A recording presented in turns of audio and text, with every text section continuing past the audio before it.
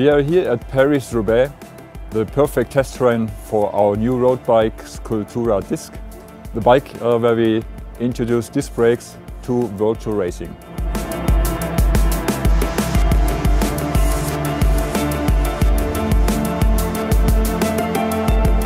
Installing disc brakes at a road bike does not mean just adding two threads at the front fork and at the chainstays and screw on two calipers. It's much more than this.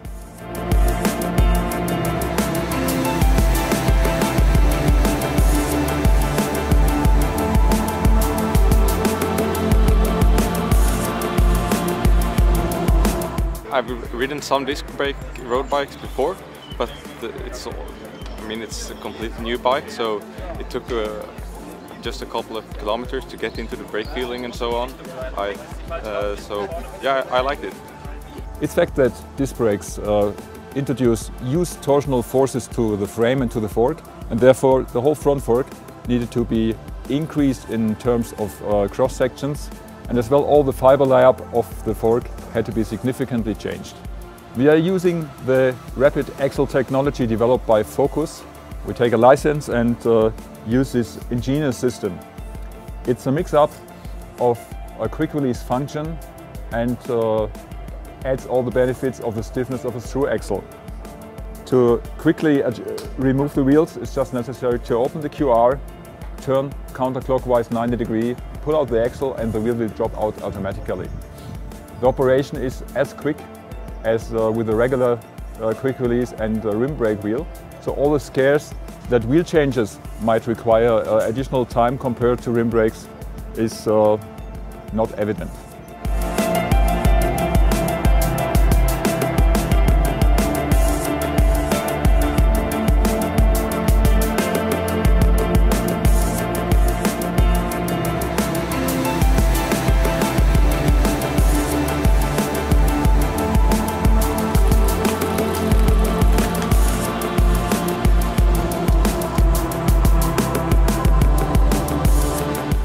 The experience today is, I think normally I would never go on a bike on this road, but I really liked it, and the bike is really good.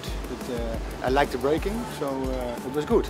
Yeah, so using the disc brakes in particular on the pavé, I didn't feel that I needed all the stopping power because you're not going downhill and you don't need to really slam it on. But what was quite nice is that you only need to sort of just use a finger just to feather it very lightly and get the same sort of modulation that you would get if you needed a fistful of a normal cantilever brake. A quite potential problem of road discs, especially in high mountains and at long descents and long-term braking, is getting enough heat deflection. And to get off the heat from the rear caliper, we invented this cooling device, which is screwed in between the caliper and the chainstay. The device enlarges the surface and brings down the temperature of the caliper of about 35 to 40 degrees, and the cooling down time after hard braking is just half of the same conditions with the same rotor without the cooler. That adds quite a lot of backup in safety and brake performance, especially for heavier riders and for long descents.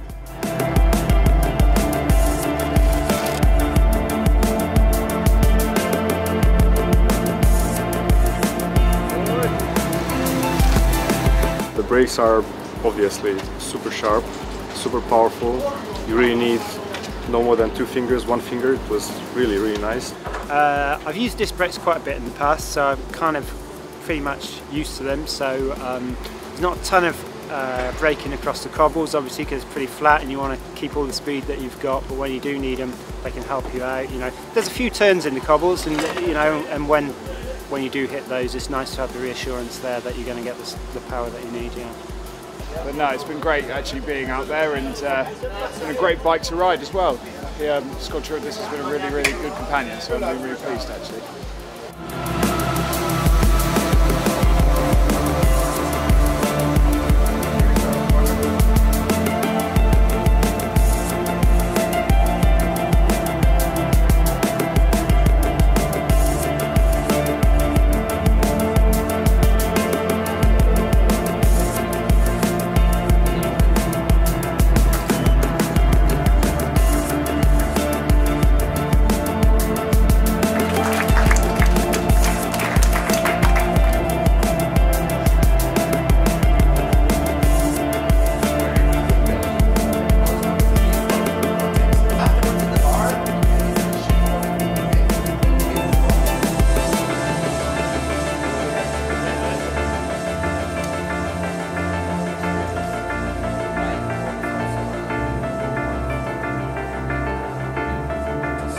After the Tour of Flanders, our road team Lampre-Merida will race Paris-Roubaix tomorrow on the disc bike, and all team members will be on this bike. The first Volto team racing completely on disc brakes.